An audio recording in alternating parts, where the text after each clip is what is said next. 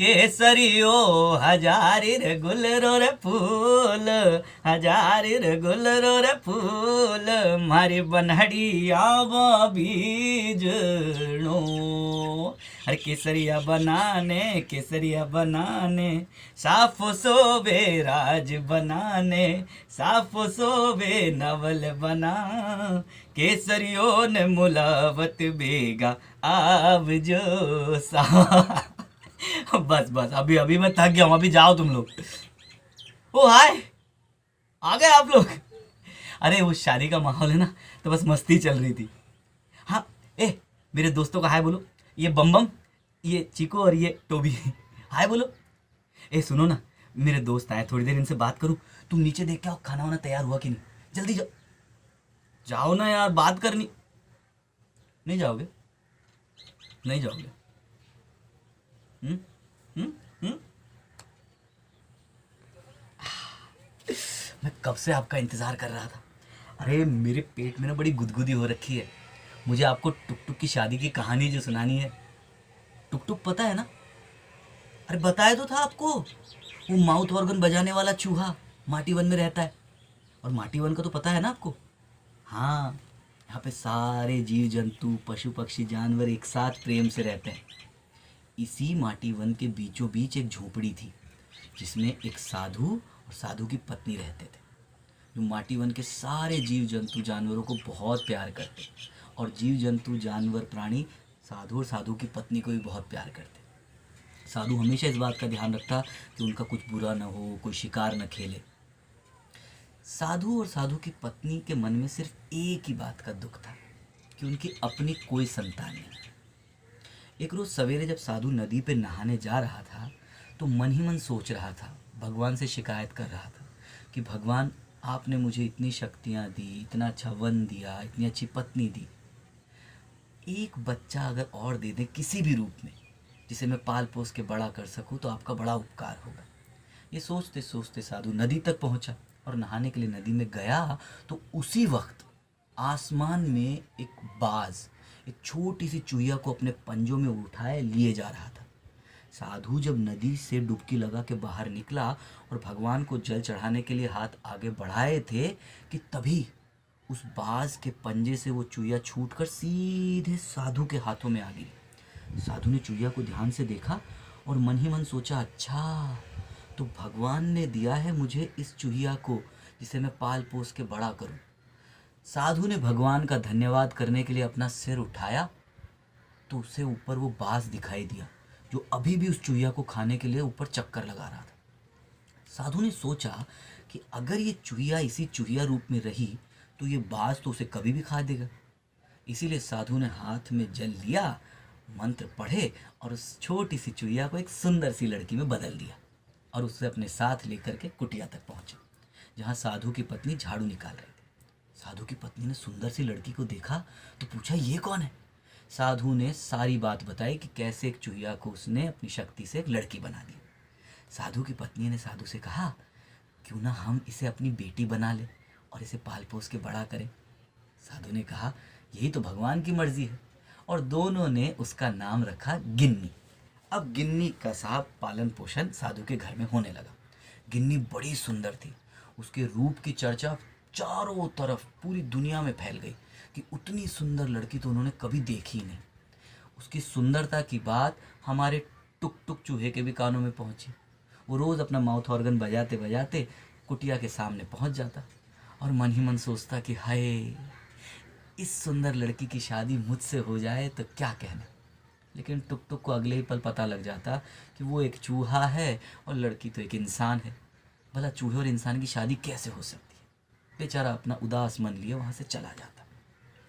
समय बीतता गया और गिन्नी धीरे धीरे धीरे धीरे बड़ी होने लगी। एक रोज़ साधु की पत्नी साधु के पास आके कहने लगती है कि हमारी बेटी अब बड़ी हो गई है, उसकी शादी करनी होगी, कब तक अपने साथ अपने घर में रखेंगे। ये बात गिन्नी ने सुनी, वो तुरंत वहाँ आई और बड़े ही एरोगेंटली, बड़े ही घमंड के साथ बोलने लगी कि मैं तो इतनी सुंदर हूँ, मेरा ऐसा रूप है कि दुनिया में कोई मुझ जैसा नहीं है। अगर आपको मेरी शादी करनी है तो मेरे लिए मेरी सुंदरता के अनुसार, मेरी सुंदरता के अनुरूप एक योग्य शक्तिशाली, बुद्धिमान, श्रेष्ठ वर आपको ढूंढना होगा, दूल्हा ढूंढना होगा। साधु ने बहुत समझाया कि मैं आसपास के राजाओं से बात करता हूँ, उनमें से तुम्हें जो पसंद हो उससे शादी कर लेना। लेकिन गिन्नी के घमंड के आगे तो भाई वो तो किसी की कुछ ना सुने, कहे कि मेरे रूप जैसा ही होना चाहिए मेरा दूल्हा। साधु ने बहुत सोचा कि पूरी दुनिया में ऐसा योग्य और श्रेष्ठ कौन हो सकता है। तभी साधु को याद आया कि सूरज दुनिया में सबसे योग्य और श्रेष्ठ है, जो पूरी दुनिया को एनर्जी, रोशनी, ऊर्जा देते हैं। तो साधु ने अपनी शक्तियों से सूरज को बुलाया और कहा, क्या आप मेरी बेटी से शादी करेंगे? सूरज ने कहा, मुझे आपकी बेटी से शादी मंजूर है, लेकिन एक बार आप अपनी बेटी से पूछ लीजिए, क्या वो मुझसे शादी करना चाहती है? साधु ने घर आके गिन्नी को बताया, क्या तुम सूरज से शादी करोगी? गिन्नी ने तो अपने उसी घमंडी स्वर में कहा कि मेरा ऐसा रूप है, मैं तो इतनी सुंदर हूँ, सूरज में तो कितना तेज है, कितनी गर्मी है, वो तो मेरा पूरा रूप जला देंगे, मुझे ऐसे किसी भी दूल्हे से शादी नहीं करनी। साधु ने बहुत समझाया लेकिन गिन्नी नहीं मानी। साधु फिर सोचने लगा कि सूरज अगर नहीं तो उससे योग्य श्रेष्ठ और कौन हो सकता है। तभी साधु को ख्याल आया कि बादल, बादल सूरज से भी श्रेष्ठ है, क्योंकि वो तो बादल तो सूरज को भी ढक लेता है, उसकी रोशनी को धरती तक पहुंचने भी नहीं देता। साधु ने फिर अपनी शक्तियों से बादल को बुलाया और कहा, क्या आप मेरी बेटी से शादी करेंगे? बादल ने कहा, ज़रूर मैं आपकी बेटी से शादी करूंगा, लेकिन बस आप एक बार अपनी बेटी से पूछ लीजिए, क्या वो मुझसे शादी करना चाहती है? साधु ने घर आके गिन्नी से फिर पूछा कि बताओ, क्या तुम बादल से शादी करना चाहोगी? वो तो योग्य और श्रेष्ठ है सूरज से भी। गिन्नी ने सोचा और फिर उसी घमंडी स्वर में कहा, मेरा ऐसा रूप है दुनिया में किसी का नहीं, मैं इतनी सुंदर हूँ पूरी दुनिया में कोई नहीं, बादल तो इतना गीला है वो पूरा मेरा रूप गला देगा, मैं ऐसे किसी दूल्हे से शादी नहीं करूँगी। साधु और साधु की पत्नी ने गिन्नी को बहुत समझाया, लेकिन गिन्नी ने तो अपने सुंदरता के घमंड के आगे कुछ नहीं सुना। साधु फिर सोचने लगा कि उसे अब कौन योग्य और श्रेष्ठ वर मिल सकता है। तभी साधु को ख्याल आया कि हवा, वायु बादल से भी श्रेष्ठ और योग्य है, जो एक सेकंड में बादलों को इधर से उधर तक ले जाती है। साधु ने अपनी शक्तियों का इस्तेमाल किया, वायु को बुलाया और कहा, क्या आप मेरी बेटी से शादी करेंगे? वायु ने कहा, आपकी बेटी का रिश्ता मुझे मंजूर है, लेकिन एक बार आप उससे पूछ लीजिए, उसने तो सूरज और बादल तक को मना कर दिया, क्या वो मुझसे शादी करना चाहती है? साधु घर गया, गिन्नी से पूछा, क्या तुम वायु से शादी करोगी?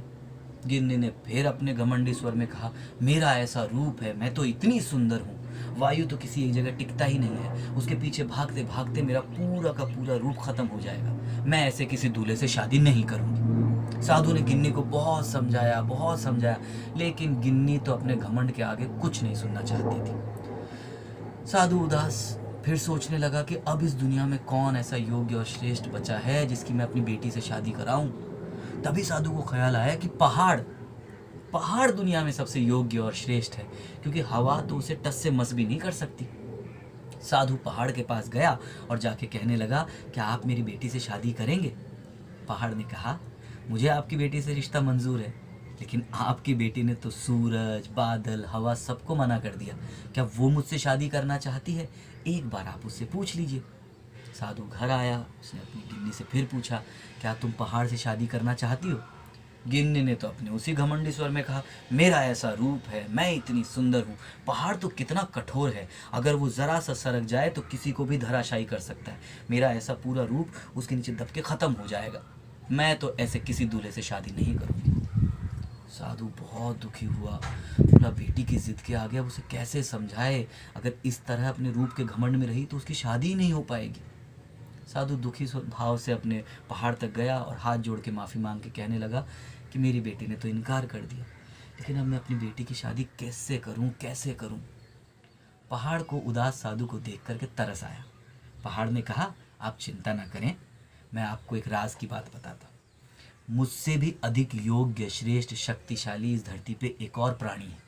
साधु ने कहा, कौन है ऐसा योग्य? बताइए, मुझे बताइए। पहाड़ ने कहा, चूहा मुझसे भी ज़्यादा योग्य और श्रेष्ठ है, जो मुझ में भी बिल कर देता है, अपने घर परिवार के साथ रहता है, तो हुआ ना मुझसे योग्य और श्रेष्ठ।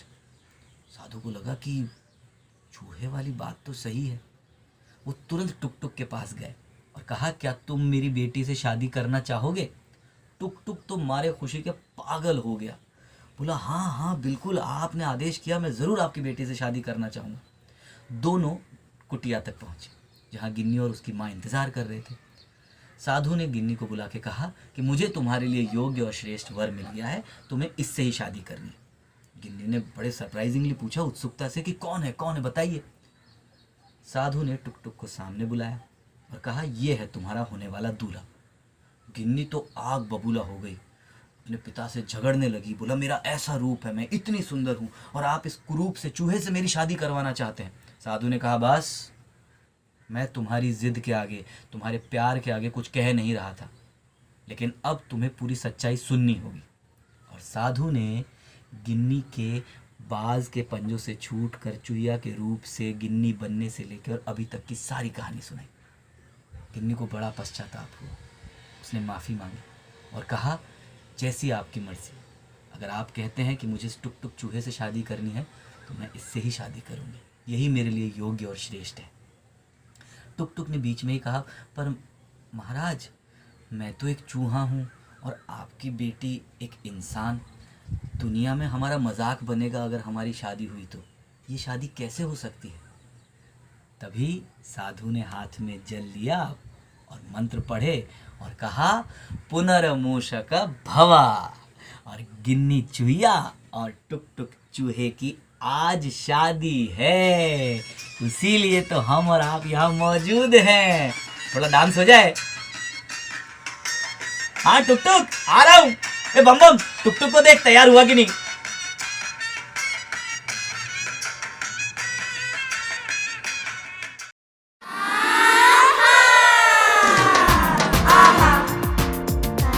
आहा